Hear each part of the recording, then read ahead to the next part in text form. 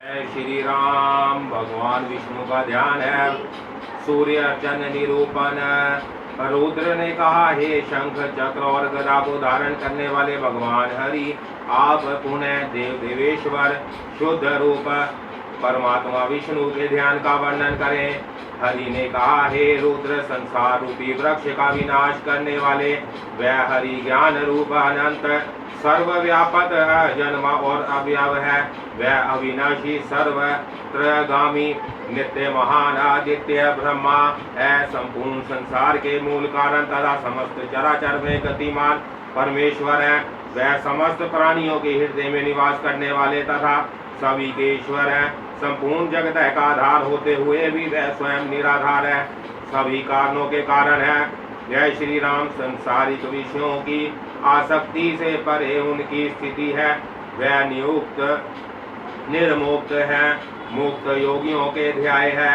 वह स्थूल शरीर से रहित नेत्र, पानी, पाद, पायु, उपस्थादि समस्त इंद्रियों से विहीन है।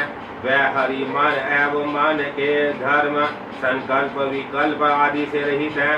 वह बुद्धि से रहित, बुद्धि धर्म विवर्जित, अहंकार से शून्य, चित्त से अहरला अग्रह, प्राण अपान व्यानादि वायु से रहित है। जय श्री राम। श्री हरि ने कहा, अब मैं सूर्य की पूजा का पुनः वर्णन करता हूँ, जो प्राचीन काल में भृगु ऋषि को सुनाई गई थी। जय श्री राम। ओम खगोलकाय नमः। यह भगवान सूर्य देव का मूल मंत्र है, जो साधक को भोग और मोक्ष प्रदान करता है।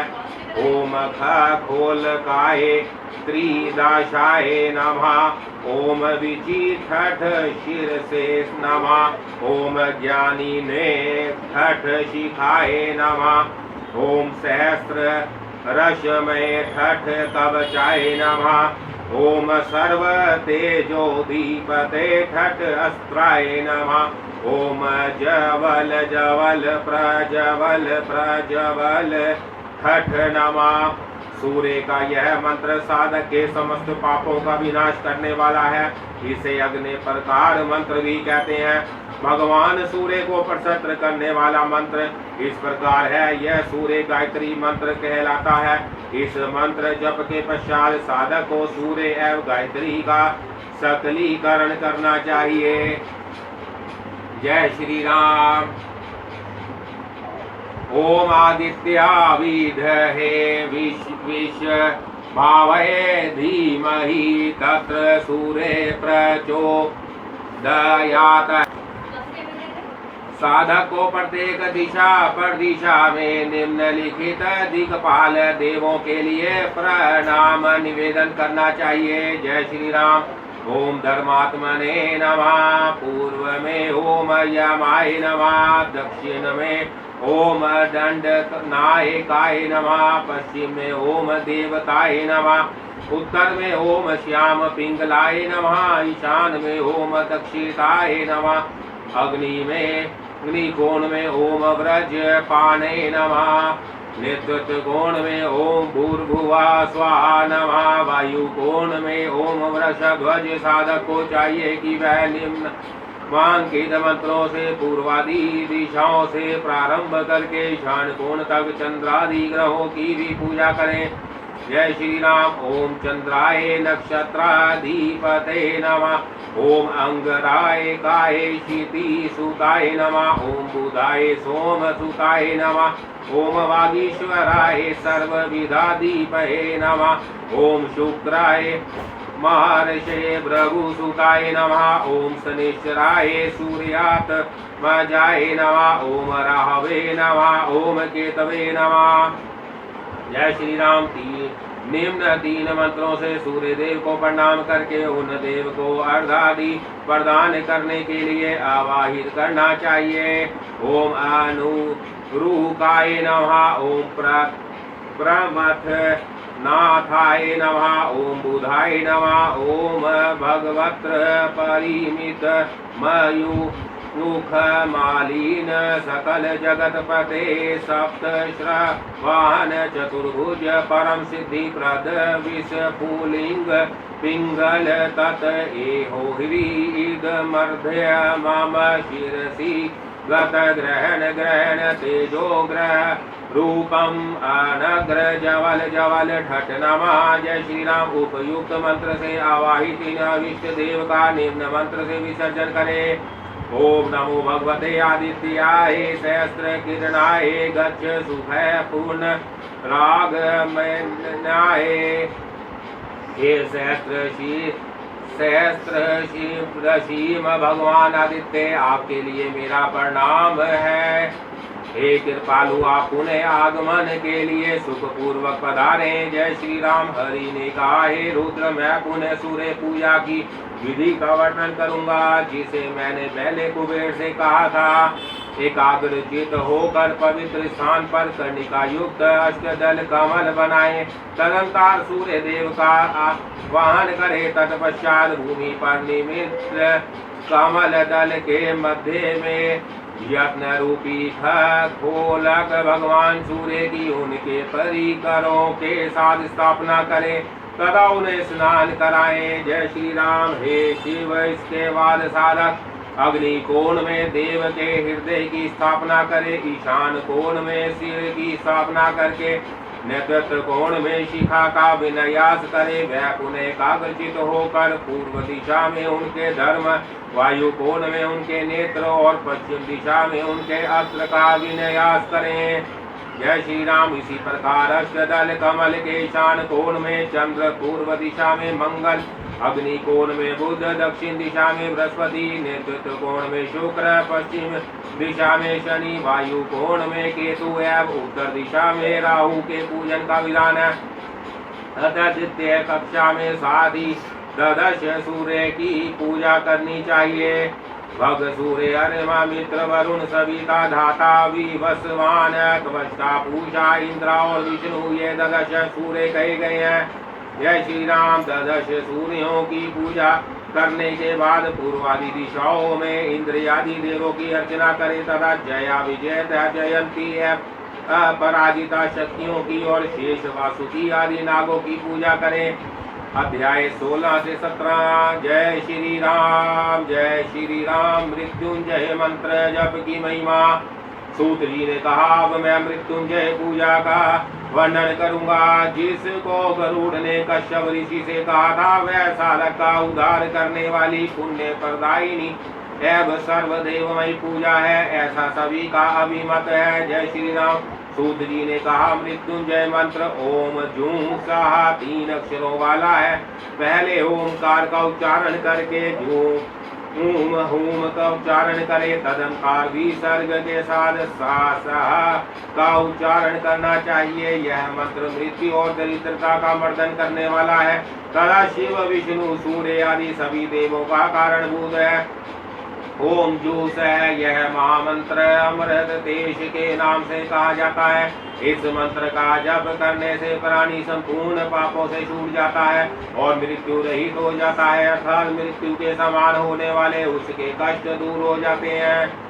जय श्री राम। इस मंत्र का 100 बार जप करने से वेदाध्ययन जनित पुण्य फल तथा यज्ञ कृत फल एवं तीर्थ स्थान दान पुण्य आदि का फल प्राप्त होता है। तीनों संध्याओं में 108 बार इस मंत्र का जप करने से मनुष्य मृत्यु को जीत लेता है, कठिन से कठिन विघ्न बाधाओं को पार कर जाता है, शत्रुओं का विजय प्राप्त कर लेता है।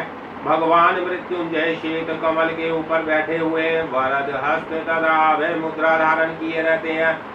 तात्पर्य यह है कि उनके एक हाथ में अभय मुद्रा है और एक हाथ में वरद मुद्रा, दोनों हाथों में अमृत कलश है। इस रूप में अमृतेश्वर का ध्यान करने के साथ ही अमृतेश्वर भगवान के वामांग में रहने वाली अमृत वासिनी अमृता देवी का ध्यान करना चाहिए।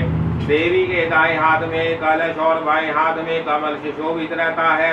हे शिव, यदि 1 मास तक अमृता देवी के साथ अमृतेश्वर भगवान का ध्यान करते हुए मानव ओम जूं स्वाहा इस मंत्र का तीनों संध्याओं में 8000 जप करे तो वह जरा मृत्यु तथा महाव्याधियों से मृत्यु हो जाता है और शत्रुओं पर विजय प्राप्त कर लेता है। यह मंत्र महान शांति प्रदान करने वाला है।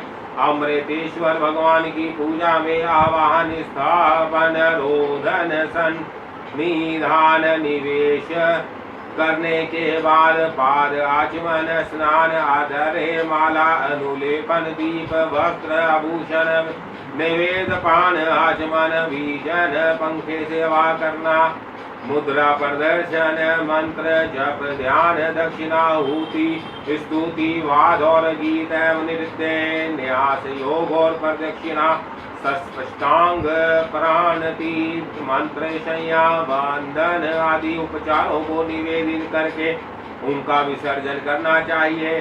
षडांग प्रकार का पूजन, जिसे परमेश परमात्मा ने अपने मुख से स्वयं कहा है, वह कमल से बतलाया गया है। उसे जो जानता है वही पूजक है। षडांग पूजा इस प्रकार है। जय श्री राम। साधक को पर प्रारंभ में अर्घ प्रदान करने के लिए प्रयुक्त पात्र की पूजा करके अर्थात फट मंत्र से हस्त ताड़न करना चाहिए। उसके बाद कवच होम मंत्र से शोधन कर अमृत कारण की क्रिया को पूर्ण करे। तत्पश्चात आधार शक्ति आदि की पूजा, प्राणायाम, आसनोपवेशन तथा देह शुद्धि करके भगवान अमृतेश्वर का ध्यान करना चाहिए। तदंतर अपनी आत्मा को देव स्वरूप में स्वीकार कर अंग न्यास, कर्ण न्यास करके साधक हृदय कमल में स्थित ज्योतिर्मय आत्मदेव का पूजन करे। उसके बाद मूर्ति पर अथवा यज्ञ के लिए बनी हुई वेदी पर चित्रित देव के ऊपर सुंदर पुष्प अर्पित करे। द्वार के अवस्थित रहने वाले देवों का वाहन और पूजन करने के लिए पहले आधार शक्ति की पूजा करें। तदंतर देवता की प्रतिष्ठा करके उनके परिवार का पूजन करना चाहिए, क्योंकि विधानों ने बताया है कि मुख्य देव के पूजा के साथ उसके अंग, परिवार आदि की भी पूजा करने का विधान है। आयुधों एवं परिवारों के साथ धर्म आदि की तथा इंद्र आदि की युगों, वेदों और मुहूर्तों की भी मुख्य देव के रूप में पूजा करनी चाहिए। यह पूजा भुक्ति और मुक्ति प्रदान करने वाली है। अतः साधक विधानों को उनकी षडंग पूजा करनी चाहिए। देव मंडल की पूजा करने के पूर्व मृत का गण देवता नंदी और गण गंगा की पूजा करके देव स्थान के दहली भाग पर काल, महाकाल तथा यमुना की पूजा करनी चाहिए। इस पूजा में ओम अमृतेश्वर भैरवाय नमः तथा ओम जूहा सूर्याय नमः कहना चाहिए। इसी प्रकार प्रारंभ में प्रणव मंत्र ओमकार को जोड़कर नमोच्चारण करते हुए अंत में नमः शब्द का प्रयोग करके शिव, कृष्ण, ब्रह्मा, गण, चंडिका, सरस्वती और महालक्ष्मी आदि की पूजा करनी चाहिए। अध्याय 18। जय श्री राम। सर्पों के विष हरने के उपाय तथा दुष्ट उपद्रवों को दूर करने के मंत्र। प्राणेश्वरी विधा। जय श्री राम। सूत जी कह बोले, हे ऋषियों, अब मैं शिव द्वारा पक्षी राज गरुड़ को सुनाए गए प्राणेश्वर महामंत्र का वर्णन करता हूँ, किंतु उसके पूर्व उन स्थानों का वर्णन करूँगा जहाँ सर्प के काटने से प्राणी जीवित नहीं रह सकता। जय श्री राम। शमशान, वाल्मीक पर्वत, कुआं और वृक्ष के कोटर, इन स्थानों में स्थित सर्प के द्वारा काट लेने पर यदि उस दांत लगे स्थान पर 3 प्रच्छ रेखाएं बन जाती है तो वह प्राणी जीवित नहीं रहता। छठी तिथि में कर्क और मेष राशि में आने वाले नक्षत्रों तथा मूल, अश्लेष, मघा आदि क्रूर नक्षत्रों में सर्पदशा होने से प्राणी का जीवन समाप्त हो जाता है तथा कांख, कटी, गला, सनिध स्थान, मस्तक या कनपटी के अस्थि भाग और उदरादि में काटने पर प्राणी जीवित नहीं रह सकता। जय श्री राम। यदि सर्पदंश के समय दंडी, शस्त्रधारी, भिक्षु तथा नाग प्राणी का दर्शन होता है तो उसे काल का ही दूत समझना चाहिए। हाथ, मुख, गर्दन और पीठ में सर्प के काटने से प्राणी जीवित नहीं बच सकता। यह श्री राम जिनके प्रथम भाग के पूर्व अर्ध यम का भोग सूर्य करता है, उस दिवाकर भोग के पश्चात गणाक्रम में जो ग्रह आते हैं, उन ग्रहों के द्वारा यथाक्रम शेष यमों का भोग होता है। इस काल गति में प्रत्येक दिन 6 परिवर्तनों के साथ अन्य शेष ग्रहों का भोग माना गया है। यथा ज्योतिषियों ने काल चक्र के आधार पर रात्रि काल में शेष नाग, सूर्य वासुकी नाग, चंद्र तक्षक नाग, मंगल करकोटक नाग, बुध पद नाग, गुरु महापद नाग, शुक्र शंख नाग, शनि और कलिक नाग, राहु को स्वीकार किया। रात या दिन में बृहस्पति का भोग काल आने पर सर्प दोनों का भी अंत करने वाला हो जाता है। अतः इस काल में सर्प द्वारा काटा गया प्राणी बच नहीं सकता है। दिन में शनि ग्रह की वेला के आने पर राहु अशुभ धर्म से संयुक्त रहता है। अतः वह अपने यमार्ध भोग और सानिध्य काल की अवस्थिति में काल अर्थात यम की गति के समान गतिमान रहता है।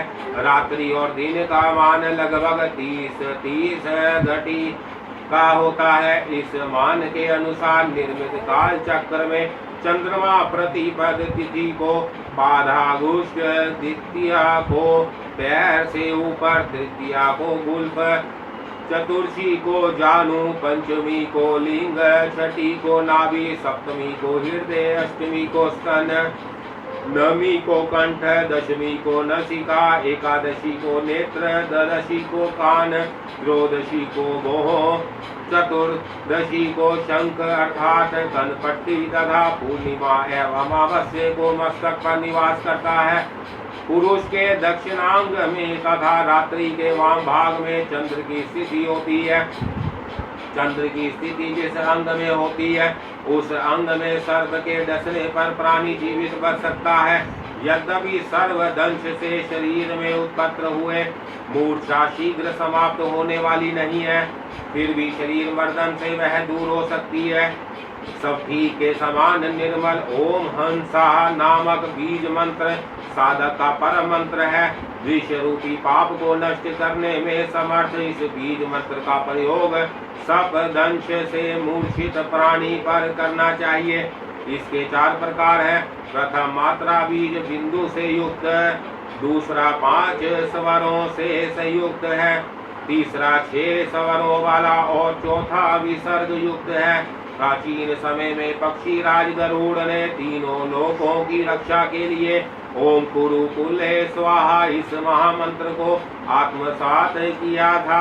अतः सर्प एवं सर्पनियों के विष को शांत करने के लिए इच्छुक व्यक्ति को मुख में ओम, कंठ में कुरु, दोनों गुल्फों में कुले तथा दोनों पैरों में स्वाहा मंत्र का न्यास करना चाहिए।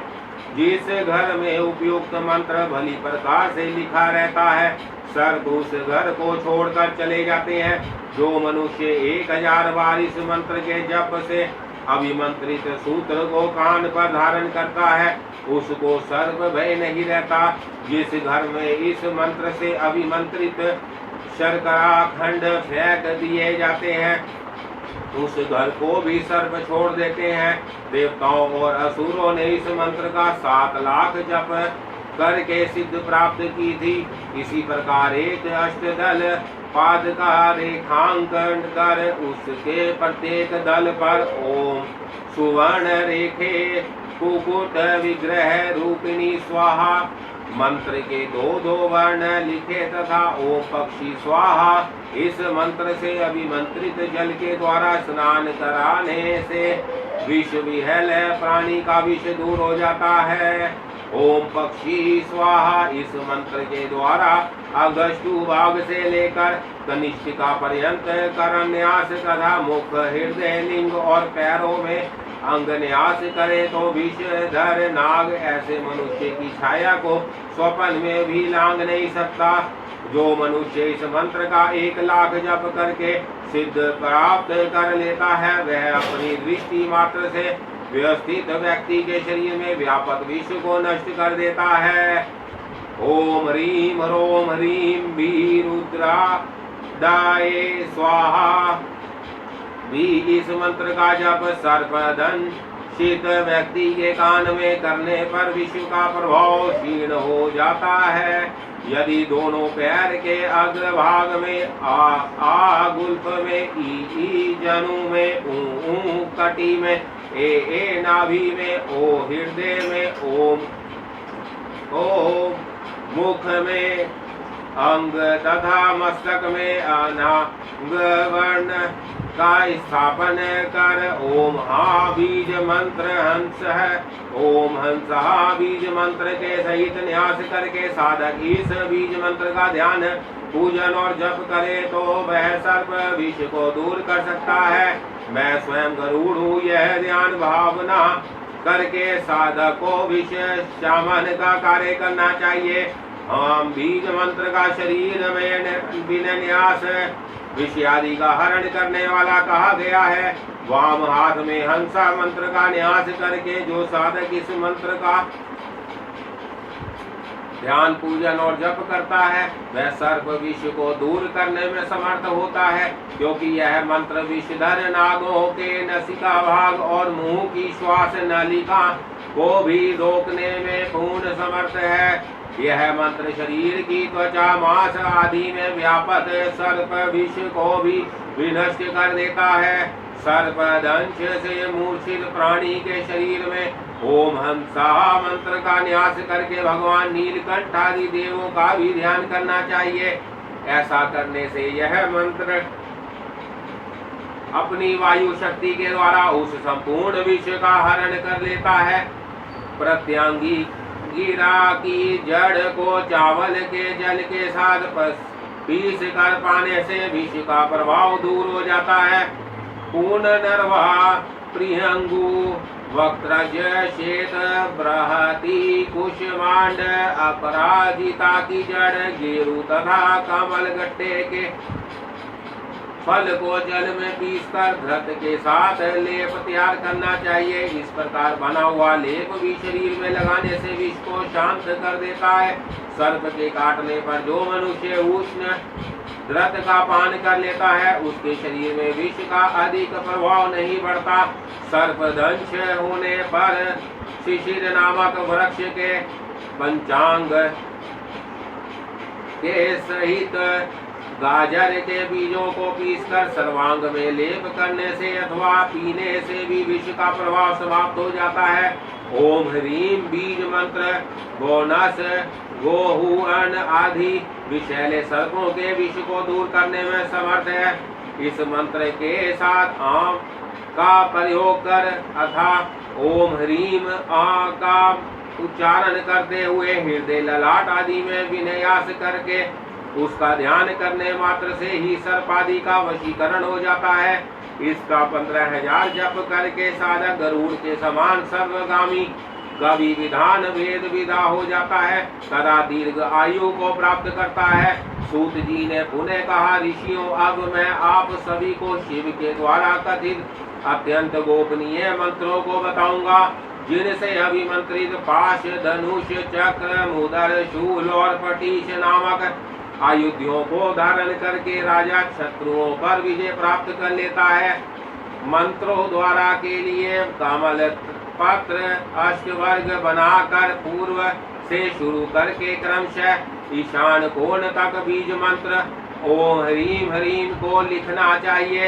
ओमकार बीज ब्रह्मा बीज है, ओ ह्रीम कार विष्णु बीज है और ह्रीम कार शिव बीज है।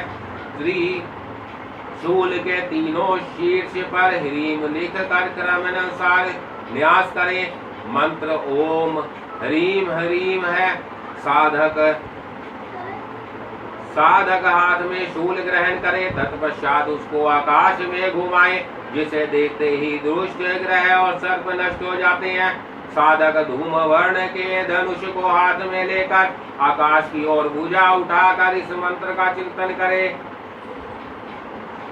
ऐसा करने से दुष्ट विषैले सर्प कुतिसत ग्रह विनाशकारी मेघ और राक्षस नष्ट होते हैं। यह मंत्र तो त्रिलोक की रक्षा करने में समर्थ है। मृत्यु लोक के विषय में कहना ही क्या है। जय श्री राम। ओम जूं शूं हूं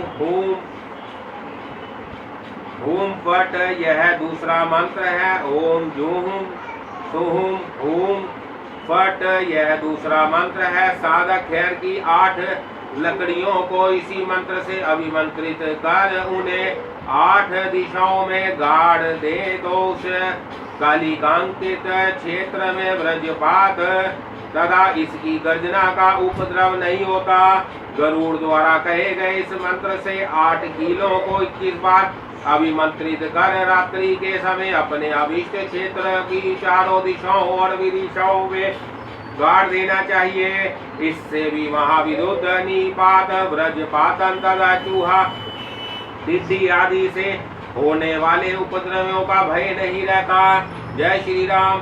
ओम राम सदा शिवाय नमः। ऐसा कहकर साधक दक्षिणी उंगली के द्वारा अनार पुष्प के सदृश कांतिमान एक पिंड का निर्माण करें। उस पिंड के प्रदर्शन मात्र से ही दुष्ट जन मेघ विद्युत विष राक्षस भूत और डाकिनी आदि 10 दिशाओं को छोड़कर भाग जाते हैं। ओम ह्रीम गणेशाय नमः। ओम ह्रीम सत अम्भनादि चक्राय नमः। ओम एम ब्रह्माय त्रिलोके डा कामराय नमः। इस मंत्र संग्रह को भैरव पिंड कहा जाता है। यह भैरव पिंड विष तथा पाप ग्रहों के कुप्रभाव को समाप्त करने में समर्थ है। यह साधक के कार्य क्षेत्र की रक्षा और भूत रक्षादि की उपद्रवी शक्ति को नष्ट करता है। ओम नमः यह कहकर साधक अपने हाथ में इंद्र व्रज का ध्यान करे। इस व्रज मुद्रा में विष शत्रु और भूत गण विनष्ट हो जाते हैं। ओम शूम नमः इस मंत्र से बाएं हाथ में पाश का स्मरण करें जिससे विष तथा भूत आदि का विनाश होता है। इसी प्रकार ओम राम ह्रोम नमः इस मंत्र के उच्चारण से उपद्रवकारी मेघ और पाप ग्रहों के प्रभाव नष्ट हो जाते हैं। कृतांत यमराज का ध्यान करके साधक छेदक अस्त्र वाले से शत्रु समूह का विनाश करे। ओम शरण शम नमः इस नम मंत्रोच्चारण के साथ काल भैरव का ध्यान करके मनुष्य पाप ग्रह भूत विष के प्रभाव का शमन कर सकता है। ओम लस दी जी हराल हव स्वाहा इस मंत्र का ध्यान करके मनुष्य खेती बाड़ी में विघ्न डालने वाले ग्रह भूत विष और पक्षियों का निवारण कर सकता है। ओम शवा क्षण नमः इस मंत्र को रक्त वर्ण की स्याही से नगाड़े पर लिख कर उसे बजाना चाहिए। उसके शब्द को सुनकर पाप ग्रह आदि सभी उपद्रवकारी तत्व भयभीत तो उठते हैं। जय श्री राम। दोहा 19-20 पंचवक्त पूजा तथा शिवार्चन विधि। सूत जी ने कहा, हे ऋषियों अब मैं पंचमुख शिव की पूजा का वर्णन करूंगा जो साधक को भुक्ति और मुक्ति दोनों प्रदान करती है। साधक को सबसे पहले निम्न मंत्र से उन देव का आवाहन करना चाहिए। जय श्री राम। ओम भूर्विश नवे आदि भूताय सर्वाधराय मूर्ते स्वाहा। जय श्री राम। पुनः ओम सदोजाताय नमः कहकर साधक सदोजात का आवाहन करे। इन सदोजात की 8 कलाएं कही गई हैं। उनका नाम सिद्धि रिद्धि धृति लक्ष्मी मेघा कांति स्वधा और स्थिति है। सदोजात की पूजा करने के पश्चात ओम सिद्धाय नमः इत्यादि मंत्रों से उन सभी 8 कलाओं की पूजा करने का विधान है। तदंतर ओम ह्रीम वामदेवाय नमः इस मंत्र से साधक वामदेव की पूजा करे। वामदेव की 13 कलाएं हैं जिन्हें राजा रक्षा रति पाल्या कांति तुष्टा मति क्रिया कामा बुद्धि रात्रि त्रासनी तथा मोहिनी कला कहा गया है। इन कलाओं के अतिरिक्त मनोन्मनी अघोर मोहा सुधा निद्रा मृत्यु माया तथा भयंकर नाम की 8 कलाएं हैं। उक्त समस्त कलाओं का पूजन करने के बाद साधक को ओम हे तत्पुरुषाय नमः इस मंत्र से तत्पुरुष देव की पूजा करनी चाहिए। उनकी निवृत्ति, प्रतिष्ठा, विधा, शांति और संपूर्ण ये 5 कलाएं हैं। साधक कलाओं की पूजा करके ओम ह्रोम ईशानाय नमः इस मंत्र से ईशान देव की पूजा करें। तत्पश्चात ईशान देव की निश्चला निरंजना